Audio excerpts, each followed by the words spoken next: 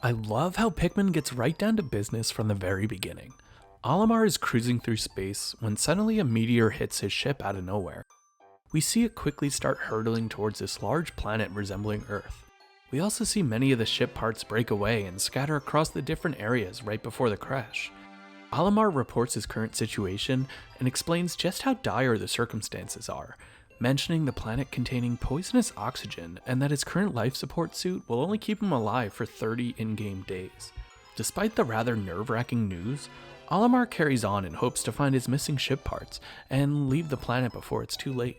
Pikmin gets right down to introducing the mechanics of the game as you quickly discover your Pikmin home base, called an onion since it resembles one on Olimar's home planet. The game teaches you how to pluck Pikmin out of the ground and throw them at nearby pellet posies, these flower-looking things near the onion, to have them carry the pellets back, creating even more Pikmin for you to command. You throw Pikmin with the A button and call them back with the B button. You also get this useful way of lining up your Pikmin in a straight line by using the right stick, which is extremely useful for having your Pikmin attack large groups of enemies without the need to constantly throw them all one at a time with the A button. This is a very important tool in Olimar's kit that was unfortunately removed in Pikmin 3 and only provided as a late game unlockable in Pikmin 4. That felt pretty useless at that point, as much of the game was over by the time you got it. But I'm getting off track. Before you know it, you'll have just over 20 Pikmin in your squad, and soon after find your first ship part. You have the Pikmin bring the missing engine back to your ship, the SS Dolphin, and already start to feel a sense of accomplishment as 1 out of your 30 ship parts is already returned on the first day, meaning that if you can keep up this pace at the bare minimum each day, you can likely find at least 1 ship part per day, which already reduced some of the stress for me from the underlying time limit the first time I played. Now that you have your first ship part, you can now start exploring the next area, the Forest of Hope.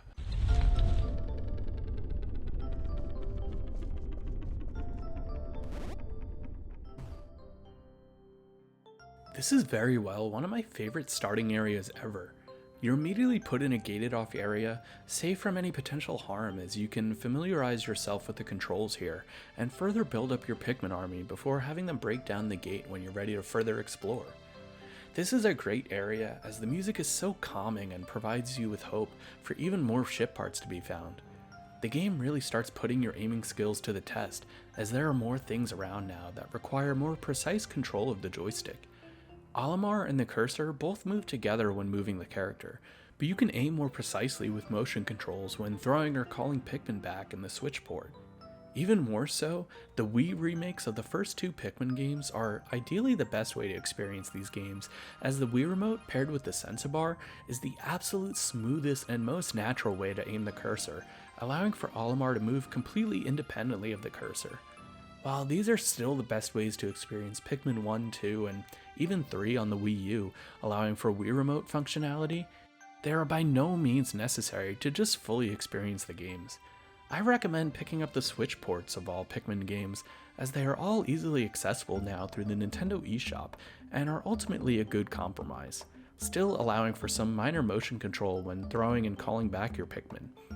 Not to mention, they improved the Pikmin AI a little bit in the Switch port of Pikmin 1, making them slightly more responsive to Olimar's whistle and just overall faster, meaning less Pikmin left behind in your squad.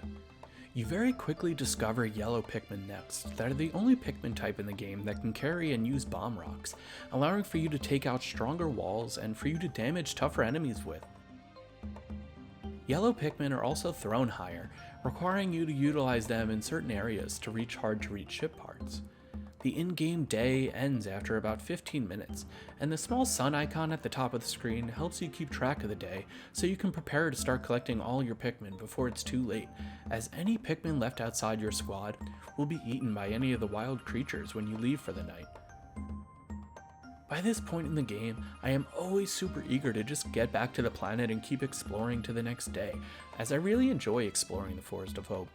It's home to the most iconic enemies being the Bulborbs, as well as the way more menacing burrowing Snagret that can very quickly snatch up and swallow a bunch of your Pikmin if you're not careful.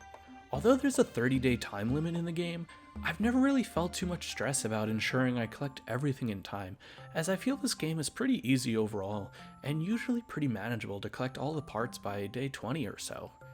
Although, I suppose if you've really had a hard time keeping your Pikmin alive and need to keep spending valuable time to spawn more, this could become an issue for some people, and that 30-day time limit looming over you the entire game certainly doesn't make things any less nerve-wracking. Also, the fact that you need to collect all 30 ship hearts can make this more of a challenge for some players, as the other Pikmin games don't require 100% completion in order to reach the final boss. I really enjoy how certain ship parts expand Olimar's ship range, allowing for you to explore different areas as you slowly unlock more levels. You soon unlock the Forest Navel, where the difficulty really steps it up a notch. This is where you're introduced to the blue Pikmin, and you start using them to take out enemies and collect treasure underwater, as they are the only Pikmin species that can explore and breathe underwater without drowning. I really like how creepy and foreboding this large cavern setting is, and it's certainly a memorable spot as you fight the terrifying beady longlegs here, as well as the much easier Puffstool. The Puffstool is so unique with how it can turn your Pikmin into Puffmen that attack the player and can cause some real chaos if not defeated quickly. This is a secret Pikmin type in the game that unfortunately can't be controlled by the player, and they also don't appear in any other Pikmin games. There are also a few other memorable longtime Pikmin enemies that were introduced here, like the fiery and watery blowhogs, as well as the white wollywogs. I mentioned this in my Tinykin video, but one thing I really dislike about the first two Pikmin games is the way you swap out your Pikmin types in your squad.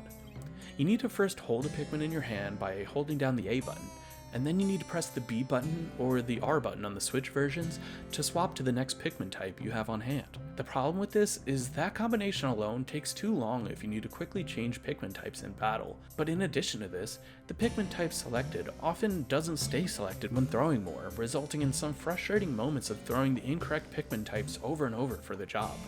For example, I often want to only throw red Pikmin when choosing to take out an enemy, as they are the strongest fighters. However, in this case, the blue Pikmin are next to be thrown, so I swap back to the red Pikmin and start throwing, but I only end up throwing one of them before I automatically switch back to the blue Pikmin. What the hell is this bullshit? You have to swap and then wait a few seconds for your Pikmin to switch formation so that the reds can be thrown next, but I don't have time for that if I'm in battle. This really isn't that big of a deal in the first Pikmin, but this issue becomes increasingly more frustrating in Pikmin 2, where the difficulty really steps it up and requires more quick-time Pikmin switching. Olimar next travels to the distant spring, a large open area mostly filled with water, allowing plenty of space to explore with your new blue Pikmin. There is a secret boss here known as the Smoky Prog that can be hatched from this massive egg on the map. Defeating him is truly challenging as he'll effortlessly mow down your Pikmin squad and can only be attacked directly on the head, instantly killing any Pikmin caught in the smoke around that hitbox. Other than this truly creepy monstrosity, the area is really calming and memorable with its music and puzzle solving, and with its yellow wollywogs. God, I hate these things. The distant spring is home to many of Olimar's other ship parts, and if you've been collecting them all by this point, you should now have 29 ship parts total, unlocking the final area of the game. The final trial is one last test of puzzle solving with both its environment and boss fight. You'll need to use each Pikmin's specialty in order to have the blue Pikmin destroy this bridge in order for you to cross with the rest of your squad, yellow Pikmin to carry and detonate bomb rocks to clear this wall, and red Pikmin to cross over this fiery walkway and push away this cardboard box. The final boss is the Emperor Bulblax, a truly large and menacing Bulborb that can jump and crush your Pikmin, as well as lick them up with his huge tongue. The trick is throwing a Pikmin with a bomb rock at just the right moment when he licks them up to have them explode inside him and stun him for a few seconds. I really love this last area, making the final battle feel more intense than the bosses that came before it, deserving of its own level. It helps wrap up Pikmin nicely with how you discover your final ship piece, your secret safe. Olimar explains how it's still full, and he plans on spending the money in it on his family. The SS Dolphin is now fully repaired, and it's time Olimar says goodbye to the Pikmin as they simply stare and tilt their heads back and forth. It's as if they understand it's Olimar's time to leave, and are seeing him off, putting a nice ribbon on the end of a simply fantastic original Nintendo IP.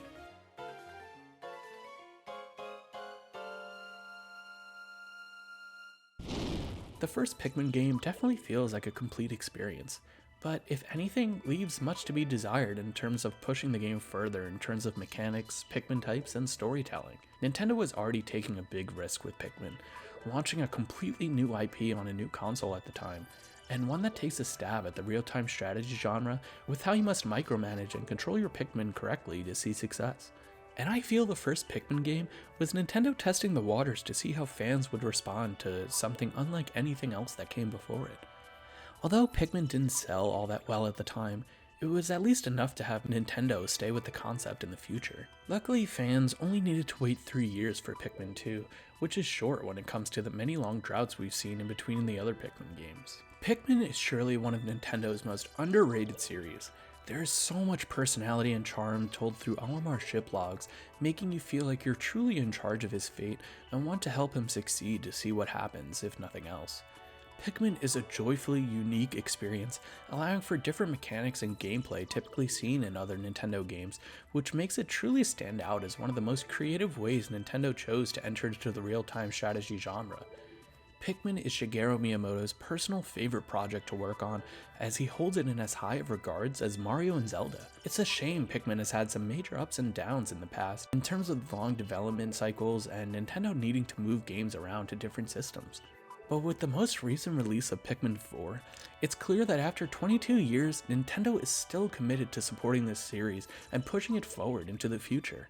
Join me next time when we explore the many great additions introduced in Pikmin 2, as well as the other 2 Pikmin games. I'll see you then.